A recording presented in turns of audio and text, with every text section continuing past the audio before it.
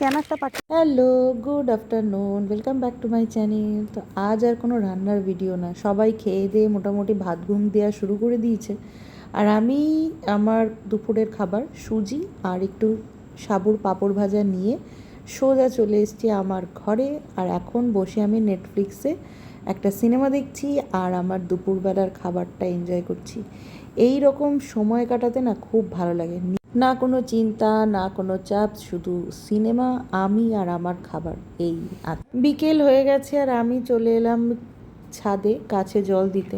এখন তো গাছ, তিনতলাতে কোনো গাছই রাখিনি, কারণ রোদের এত তাপ, মানে গাছগুলো ওখানে এমনিই মরে যাবে, মানে দুবেলা জল দিলেও শুকিয়ে যাচ্ছিল, এত রোদ। সেই অনুপাতে তিনতলার থেকে দোতলাতে একটুখানি রোদটা কম বলে ওই জন্য সব কটা গাছে, মানে কয়েকটা গাছই আছে, নয়নতারা আছে আর বাহারি যে গাছগুলো আর কি, সেই গাছগুলোই রয়েছে। বাদ বাকি গরমের ফুল না আমি ইচ্ছে করে এই বছর আর রাখলাম না, কারণ প্রচণ্ড রোদ। আর আমি না সমস্ত দিক সামলে উঠতে উঠতে গাছে জল দিয়ে দেওয়ার ব্যাপারটা আর কি, এটা আর সময় পেয়ে উঠি না। তো সেই কারণে বেকার আনবো, এনে তারপরে জল দিতে পারবো না, গাছগুলো মরে যাবে, শুকিয়ে যাবে, ওদেরও কষ্ট হবে। তো সেই কারণে না আর মানে পাপ বাড়াতে চাইনি আর কি। কথাটা শুনতে একটু অন্যরকম হলেও একদম প্র্যাকটিক্যাল কথাই বললাম। গাছে জল দিয়ে আমি প্রত্যেক দিনই ছাদটাকে একটু ধুয়ে দিই, কারণ প্রচণ্ড গরম, সারাদিন রোদ পায়। তো এই জলটা দিয়ে দিলে না একটু যদি ঠান্ডা হয় আর কি, এটা যদিও খুব যে আহামরি ঠান্ডা হয় তা না, ওই কিছুক্ষণের জন্য একটু আরাম পাওয়া আর কি। ওকে, গুড ইভিনিং এভরিওয়ান। তো চাটা খাওয়া হয়ে গেছে, মাকে ছানা টানা দিয়ে দিয়েছি, আর আজকে দিদিভাই আসছে, দিদিভাই কোলফিল্ডে আসছে, আর ঘন্টা দেড়েকের থেকে দুয়েক তার মধ্যে চলে আসবে। আর আমি এখন জামা কাপড় গোছাতে বসেছি, কালকে আমি চাকদা যাচ্ছি। ফাইনালি ফাইনালি ফাইনালি, সেই কবে ডিসেম্বরে মনে হয়ে গেছিলাম, ডিসেম্বর না জানুয়ারির ফার্স্টের দিক করে, January February March April May June, 6 মাস ভাবা যায়। যাই হোক, এটাই একটা আনন্দ, মানে যেতে পারছি, কারণ মা এখন স্টেবল আর দিদিভাইও ছুটি নিতে পেরেছে অফিসে, সেই কারণেই হচ্ছে আর কি। তো যাই হোক, চলুন আমি এখন ব্যাগ গুছাবো। এই যাওয়া যাওয়া এক্সাইটমেন্টটাই আসল এক্সাইটমেন্ট, জানেন তো, মানে ঘুরে চলে এলাম, ব্যাস সব শেষ। হ্যাঁ, আর যাই হোক, আমি আর বেশি কথা বলতে পারবো। আমার মনে হয় এটা প্রত্যেকটা মেয়ের জীবনেই হয়, যে বাপের বাড়ি যাওয়ার নাম করলেই তারা স্পিচলেস হয়ে যায়।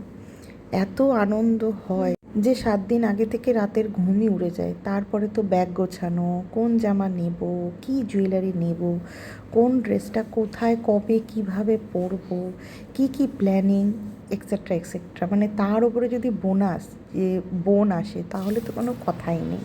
তো যাই হোক, এদিকে আমার ব্যাগ গুছিয়ে আমি রাতের খাবার বানাতে চলে এলাম।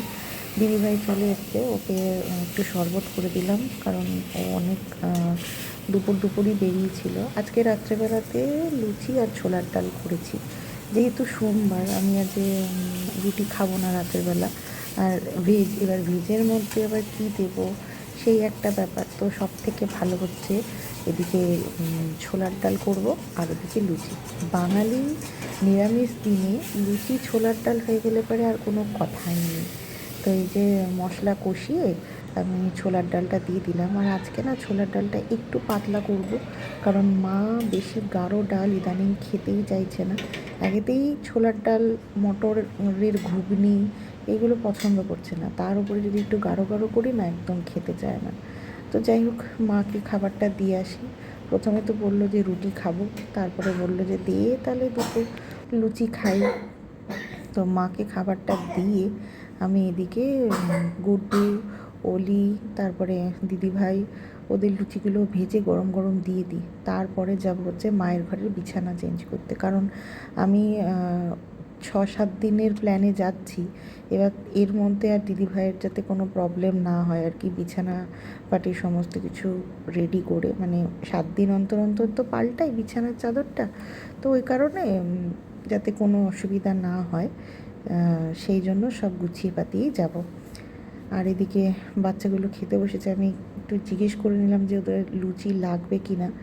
তো দুজনের মধ্যে কারোরই ইচ্ছে নেই, আর আমাদের মেয়ে তো দিন দিন যত বড় হচ্ছে তত ফাজিলরাম হচ্ছে, একটা ফাজিল কেষ্ট। যাই হোক, চলুন ওদিকে দিদিভাই দেখি। তুই 4টে খাস, 4টেই তোকে দিয়েছি, আগে শেষ কর তারপরে দেবো। একটা দি লুচি দাও।